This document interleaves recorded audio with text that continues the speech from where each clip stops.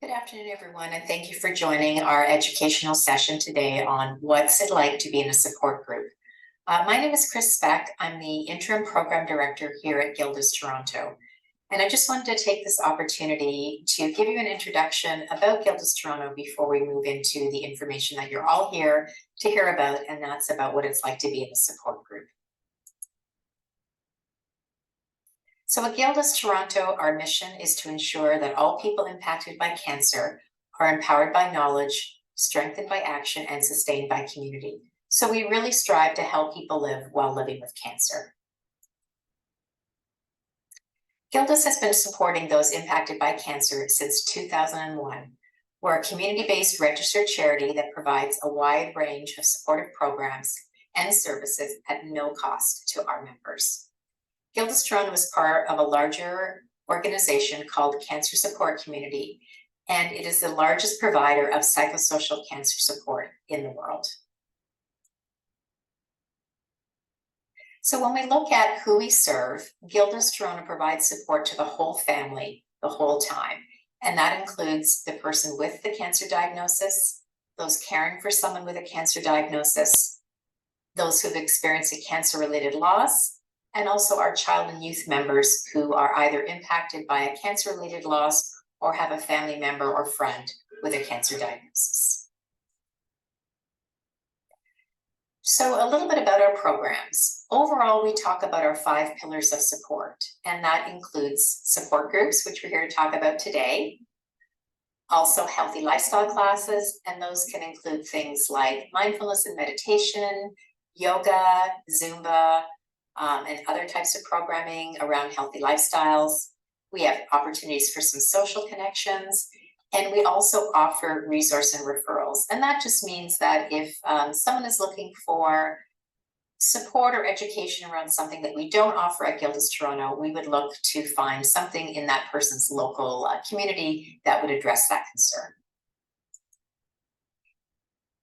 So really the session today that you're about to hear is going to take a more detailed look into everything you wanted to know about Gilda's Toronto support groups, and that will include everything from availability, timing, registration, and benefits. So overall, what are some of the benefits of joining a support group? So looking at developing a sense of community, validating and supporting emotions, thoughts, worries that go along with being impacted by cancer in some way. Mutual aid, and that just means that many people, when they experience something like a cancer diagnosis, they really are looking for, how do I make meaning around my experiences? As human beings, we really try to make meaning around our experience. So the concept of mutual aid just means that in a support group, sometimes people really find it helpful to help other people. There is a sense of decreased isolation and, the ability to learn how to manage some of the associated emotions that go along with it being impacted by cancer. And we're going to go through a lot of these points in more detail when you hear the presentation. So in order to access our support groups, you must become a member at Gilda's Toronto, and membership is at no cost to anyone. So how do you become a member? So there are a number of steps that are involved in becoming a member at Gilda's Toronto. So initially what you will do is go to our website at www.gildasclubtoronto.org. You will select the membership category, and that just basically means whether you're a person with cancer, a caregiver, or someone who's had a cancer-related loss. There'll be a short membership form to fill out. Then you will be in contact with one of our mental health professionals who will guide you through the rest of the membership process. And lastly, I'd just like to highlight a couple of programs that we have coming up at Gilda's Toronto. On November 22nd, we'll be doing an educational session on naturopathic approach to fatigue in cancer care. On November 28th, we'll be offering our ovarian cancer peer networking support group that's hosted by Gilda's Toronto. And in the future, in 2024, we're introducing a new program called Virtual Walks, and that's coming soon. And that's an opportunity to join a live tour of some really amazing, either historical or cultural sites around the world. So next I'm going to introduce Sandra, who's completing her Master's of Social Work at the University of Toronto. Sandra's going to give you a more detailed look into what's it like being in a support group at Gilda's Toronto. I will be available after the presentation to answer any questions that might pop up in the chat. Thank you very much. Everyone, and thanks, Gloria, for the introduction. As they mentioned, I'm a social work intern here at Gilda's, and I'm going to be speaking about our support group programs and what we have available for our members. In my time at Gilda's, I've had the opportunity to sit in and co-facilitate some of the programs, and I'd like to share what our groups are about. In short, we're going to talk about what a support group is, why you might want to join one, what programs are available, what to expect, and how to sign up. Throughout the presentation, we will be sharing testimonials from some of our members, volunteers, and facilitators, who had also shared with us their experience of being in a cancer-related support group. So I am just going to be sharing my screen here.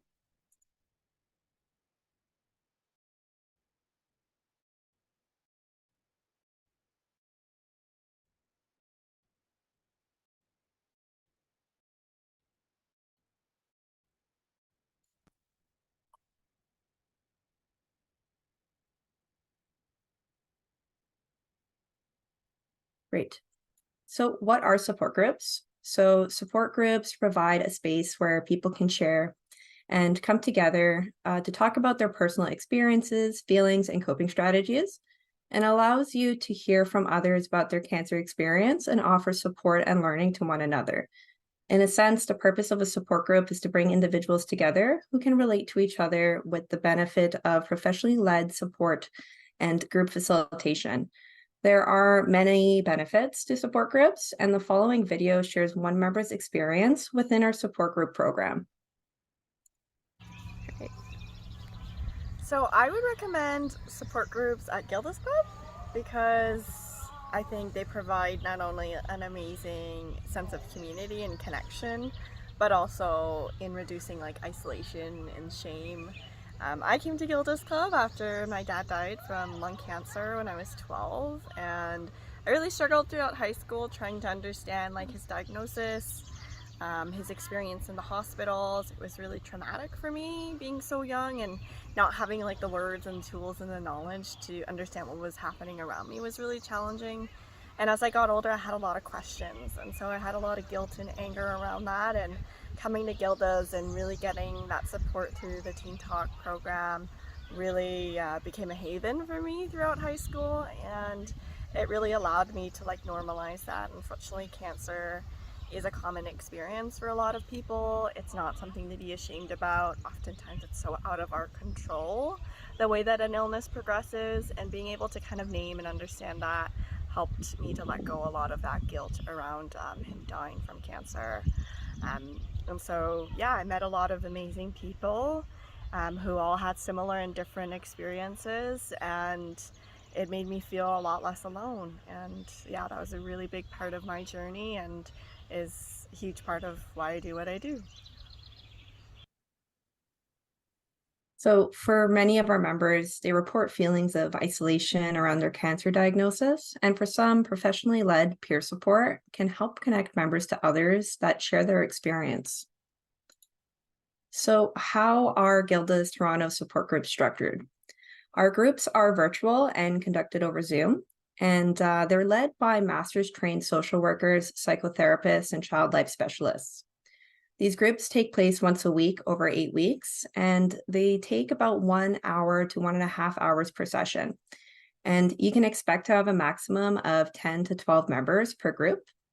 And these groups are available 3 times a year during the spring, fall, and winter. And at the time of this recording, our next sessions are expected to begin in October.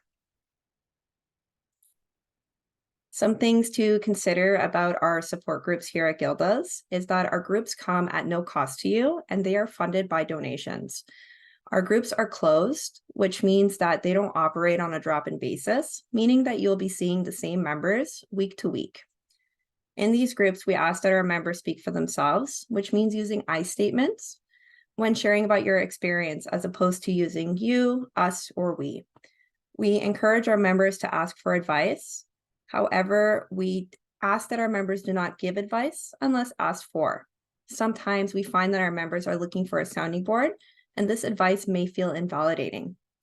We do also have a camera policy as our support groups are virtual, and being able to see one another helps members connect to each other as they would in an in-person setting and builds a sense of community and safety as well.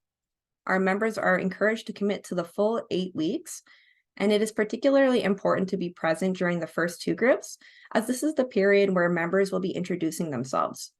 Again, being present for the initial sessions helps build a sense of connection within the group. We also recommend that our members try at least 3 sessions before deciding whether or not as a group is a good fit. And the reason for this is that those initial sessions may feel difficult or heavy, as members will be sharing about their experience for the first time. As the group progresses, these sessions often become more healing. And for these reasons, we recommend that our members make the time for themselves to self-care and decompress before and after your support group, and ask that you try not to schedule difficult tasks following a group.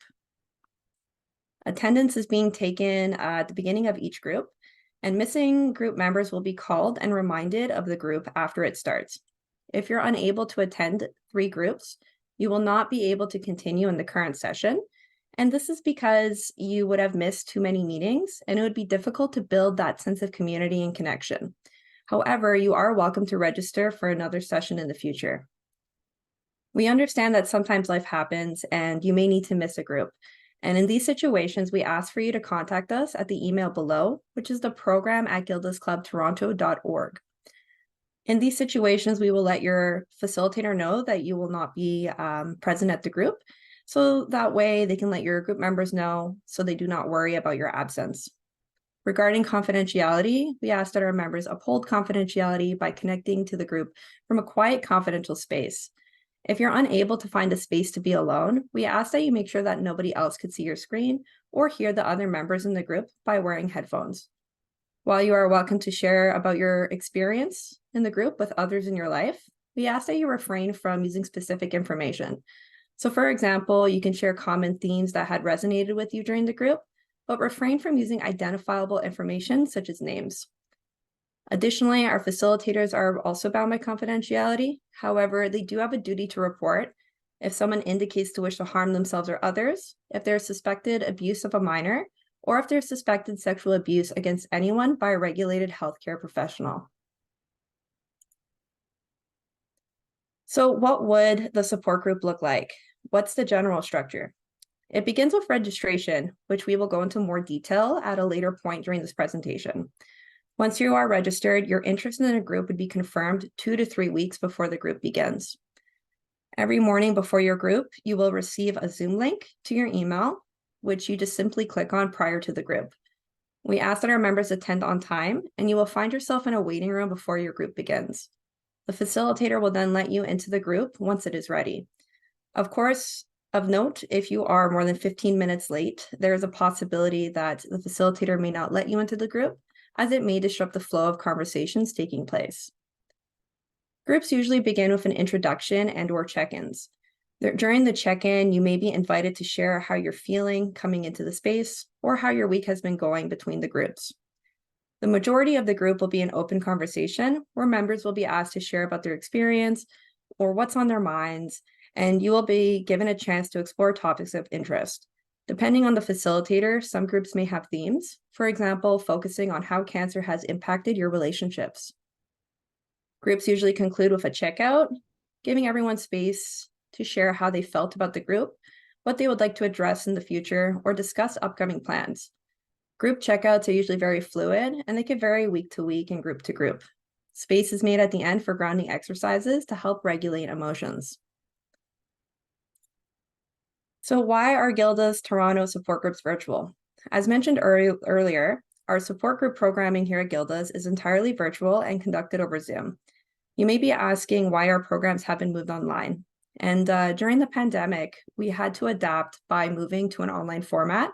And we had learned that the virtual support has increased accessibility for those wishing to attend, who otherwise may have experienced different barriers to attending, such as childcare, transportation, and general health concerns. We also found that this format has given our groups a wider reach and connects members across the GTA. Now, how is this different from an in-person support group? We find that there's less opportunity for our members to casually connect with others before and after sessions. When we were in person, our members were able to casually connect while seeing each other in waiting rooms or in parking lots, and were able to grab a coffee or tea and continue conversations after the group has ended. To address this and to continue to build a sense of community amongst our members, there is an opportunity towards the final group for members to share contact information if they choose to, and this is completely optional and it's facilitated through email. How do I log into my group? As explained earlier, Zoom links will be sent to your email the morning of your support group. Simply click on the link and you'll be placed in the waiting room until the facilitator starts the session. There is no need for you to create an account or download Zoom. And what do I need to join a support group? All you need is a computer, a phone, a tablet with internet connection and a quiet, confidential space. We do recommend joining through your computer for the best experience. And this is because you're more likely to be able to see all the members on the same screen, and it allows you to better interact with the chat function. Sometimes our facilitators like to share videos, conversational prompts, and other resources through the chat function, and it would just be easier to access from a computer. What should I do if I don't know how to use Zoom or I'm having difficulty joining my group? There are 3 different ways for you to access our Zoom support. You can contact our virtual program coordinator who can meet with you one-on-one to resolve any Zoom issues. And you'll be able to find their contact information on the virtual consent form that you would have signed during the membership process. Alternatively, you can book Zoom support through our weekly newsletter by scrolling to the bottom and clicking on the Book an Appointment button. Lastly, you can also reach us through our program at gildasclubtoronto.org email to request Zoom support. And in general, if you have any questions or concerns, or if you'd like to get more information about any of our programming, this email is the best way to reach us. How do I sign up for a support group? So membership is required, and if you're not yet a member at Gilda's Toronto, please fill out a membership inquiry form on our website or call us at the number on the screen. If you are a member, it is important to note that self-registration is not available. Please contact our membership engagement coordinator, whose information would also be available on your consent form. You can also send us an email to the program email indicating your interest. Please note that a spot in an upcoming support group is not guaranteed. Our support groups are in high demand, and we will try our best to accommodate you.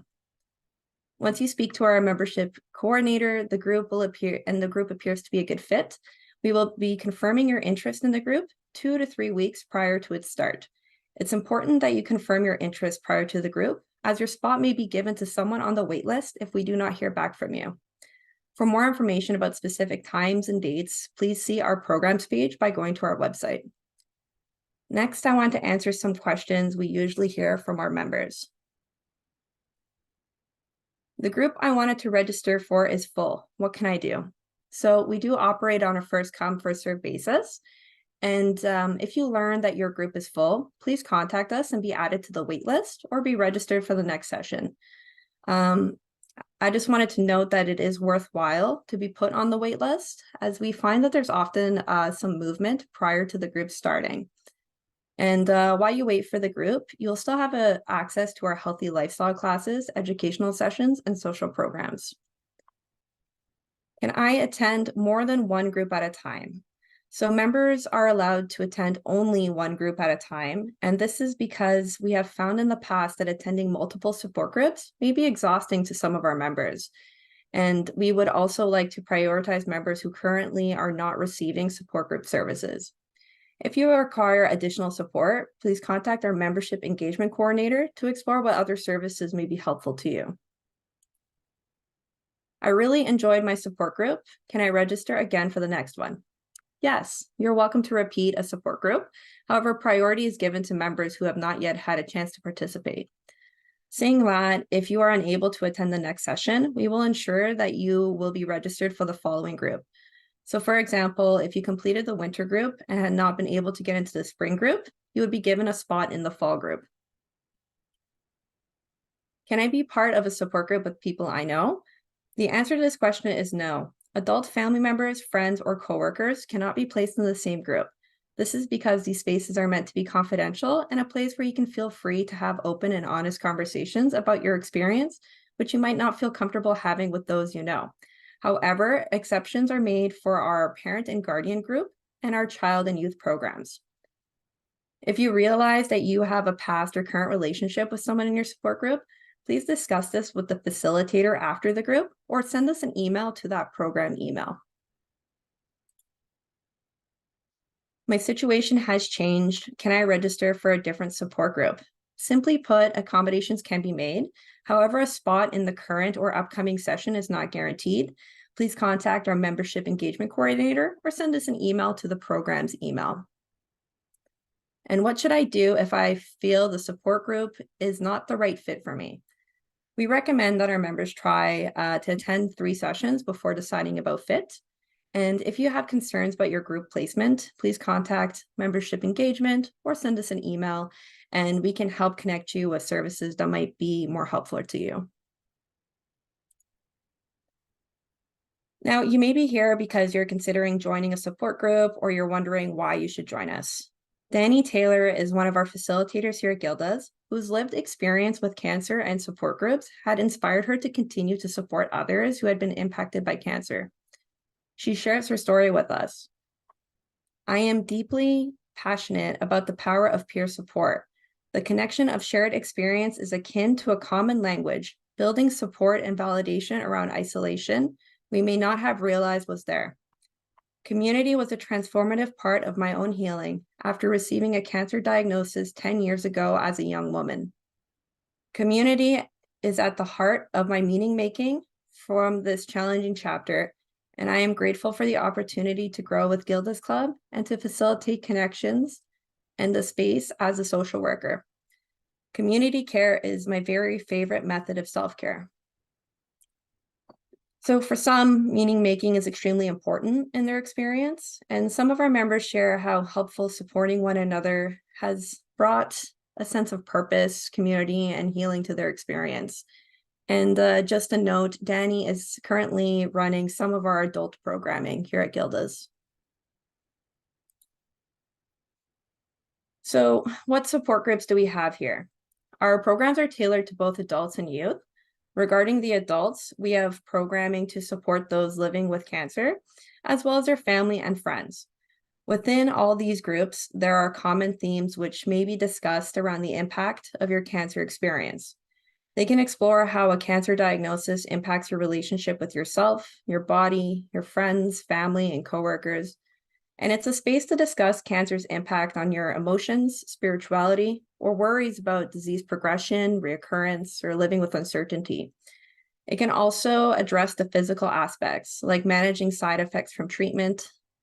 And in these groups, you can have open and honest conversations with others who share in your experience, who may be able to understand you in ways that others could not, with the ultimate goal of building a community, decreasing stress, and maybe learning new ways to manage all these different things.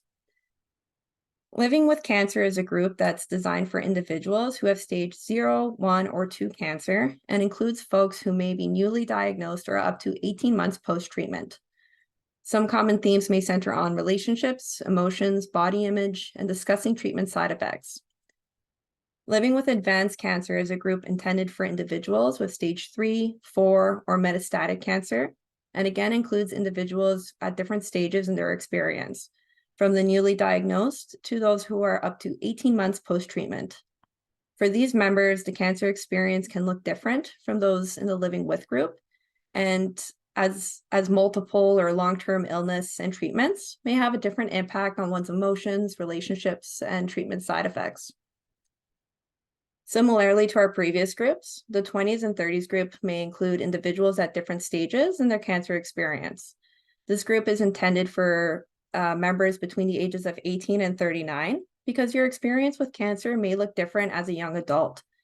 Often we hear from these members that they do not have many friends or family their age who have been diagnosed with cancer, and this could be an isolating experience. It may be difficult to relate to your peers, and the impact that cancer may have on your life might look different.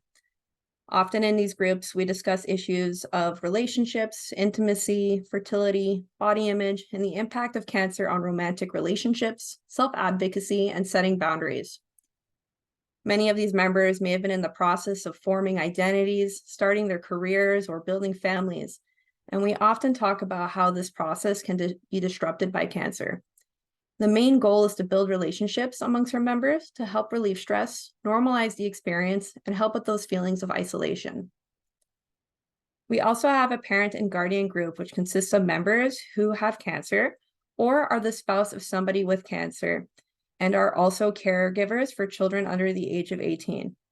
Parenting through cancer is extremely difficult, and these groups provide a space for parents to discuss and learn about how to talk to your children about your diagnosis, your treatment, promote developmentally appropriate coping skills, and to prepare you and your children for difficult conversations, such as addressing disease progression or end of life.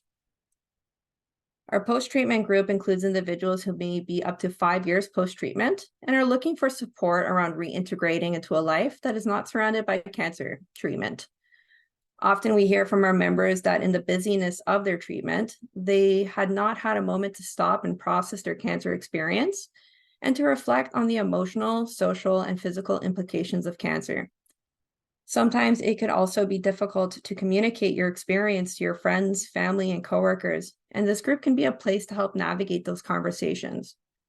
Feeling overwhelmed after treatment is completely normal, and many of our members often come to Gilda's to address these things after their treatment is complete.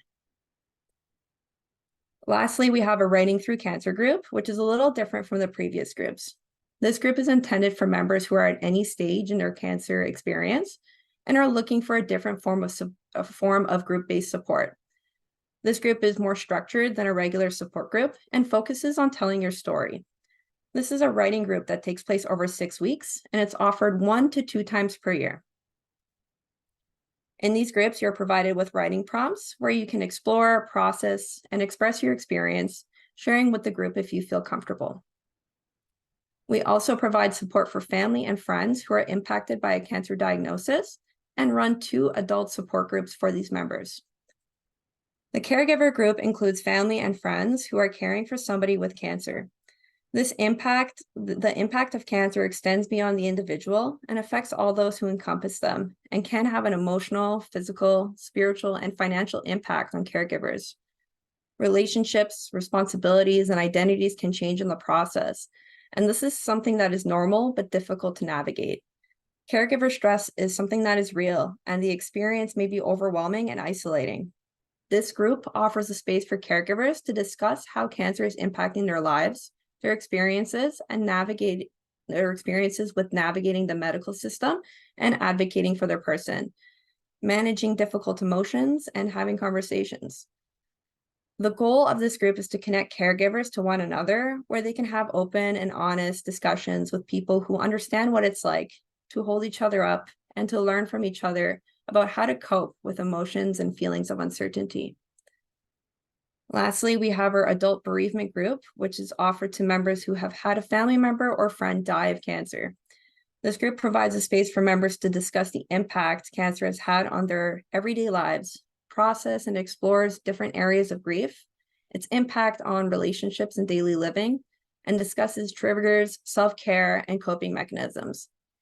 The group can offer support around processing and communicating your loss and needs with others in your life. The following video is of a member's experience with our adult support group programming. I was in the caregiver support group in the winter, and now I'm in the parent support group. And the caregiver support group still meets every second Monday, even though it's over, which is kind of nice. So we still kind of stay in touch and text a lot, and it kind of just gives you a circle when you didn't have one before. Because I think like one of the things when Bartek got sick was that we kind of just lost our whole circle of people, and it's really hard to replace people when you're older and not particularly social. So it's nice to have like and care what's going on in my life, because I don't necessarily always remember to like fill people in. So to actually have people that are like, hey, what's going on with you is very special. For some, building a community of individuals who share in your experience can be helpful during cancer. While it's not necessary, and some may choose not to maintain these connections, which is totally okay, many of our members continue to meet outside of Gilda's to offer support and understanding. And here at Gilda's, we also offer age-appropriate support to discuss how cancer impacts the lives of children and youth who have someone in their lives who's living with or who has died of cancer. Kids Talk Out and Kids Grieve Too are support groups for children between the ages of 4 and 12, and they offer an opportunity for children to connect with peers who have shared experiences around cancer and how it has affected them and their families.